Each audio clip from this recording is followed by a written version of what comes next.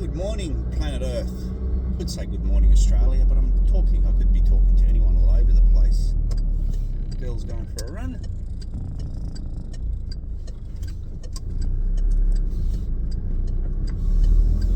Nice little tight pants. Not that I noticed, But anyway, okay. I want to talk today about hodling. Hodling the Bitcoin, which I do. But is a mistake I've done in life. My parents, I remember I spoke to my parents, but back in 1970 approx, early 70s, late 60s, they bought a house in a little place called Penrith, Western Sydney, near the Blue Mountains. It cost them approximately nearly an acre. It was an acre block of land. It cost them $7,000. Apologies for the sunlight. I'm doing the chat in the car today. It cost them approximately $7,000.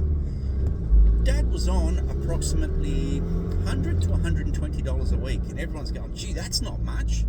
Yeah, but you have to have a look at how much everything cost back then. All right, that was a lot of money back then. He was on one of the better incomes. We're on the tools, the whole family. We've always been on the tools. Carpenters, builders, painters. Anyway, so what you do, you look at how much his income is. And it'll just give you an example. You look at how much his income was, $100, $120. Divide that into the $7,000 is the price of his house. All right? And then you'll get a figure, whatever that figure is. Let's say the figure's approximately 70, all right? So you got 70. Now what you do is you come into today's time, all right? And then you get a price of a block of land like that in Penrith today would be, and I'm being very lenient on this, let's say $1 million. So you divide that 70 into $1 million, and the amount you get from that is equal to what you would have been earning back in the early 70s. And you will be in shock. Do that anywhere in the world. In particular, here in Australia, where the properties have gone through the roof. Just speak to someone older and find out how much they paid. Now, here's my point about why I, later in life, have decided to become a HODL. If I had decided, or if my parents had decided to keep that, not sell it, but then work was crazy back then. Right? They decided to keep it. Then we moved down southern New South Wales. There was a lot of work, a lot of growing there, and we were building families, so we went towards the work. I was only a young pup. Now, if they decided to keep that, put tenants in it, get a bit of a rental income, then buy something further south, start again, just hodl. Like, example is, when I got out of the military, we built a house, actually just down around the corner here. And it wasn't a house, it was a unit. My brother and myself, we built 2 units. Now, it cost me to build that unit with the land $75,000. Today, that unit is worth approximately $400,000. I would have had $75,000 paid off. Now, Bitcoin.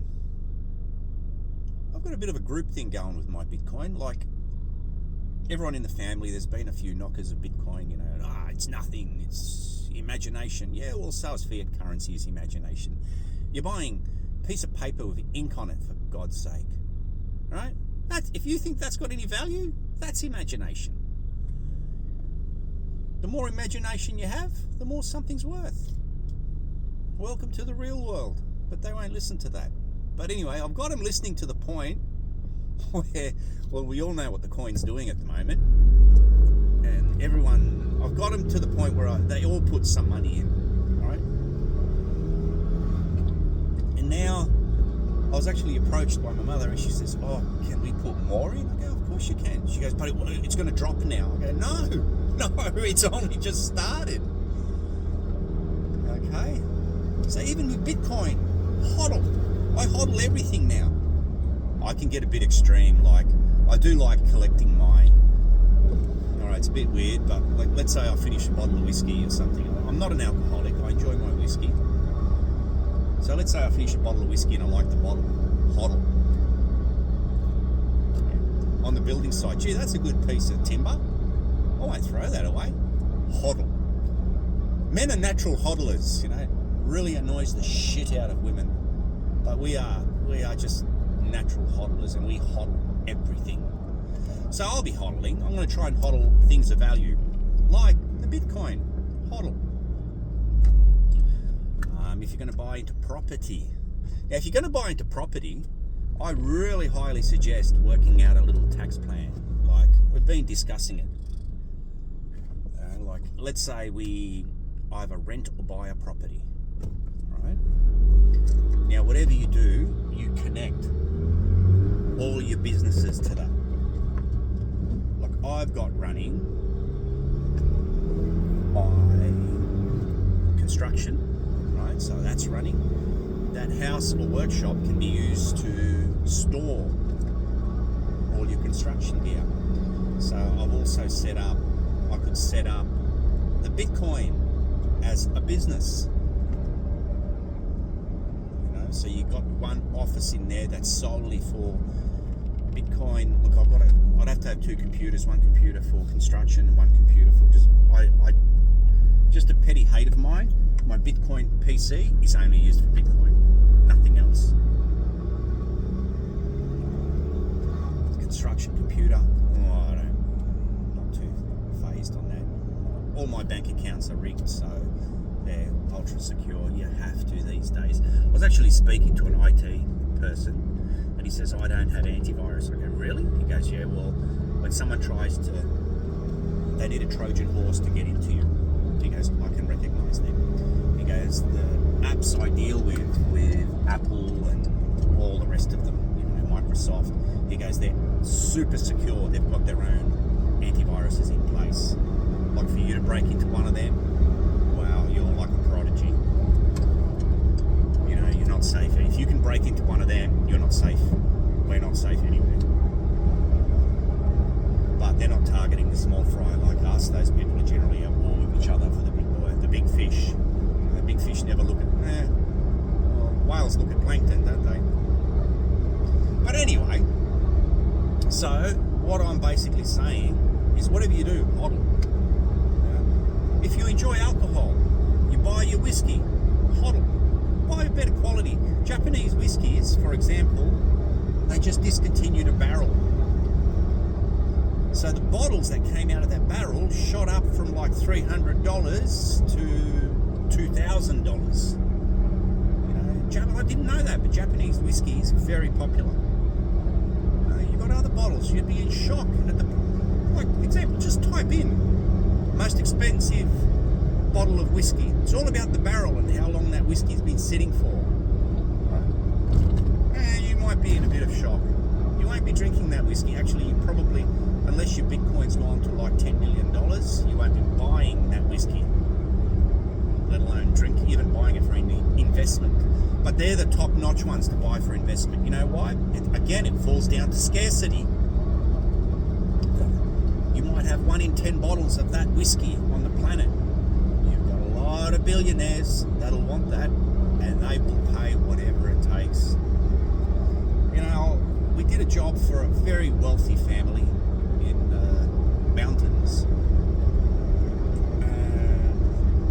A mate of mine said to him, you know, I wouldn't mind, you know, they're a very nice family. And a mate of mine said, I wouldn't mind doing furniture for a living. You know, he's getting sick of being on the tools on the job sites.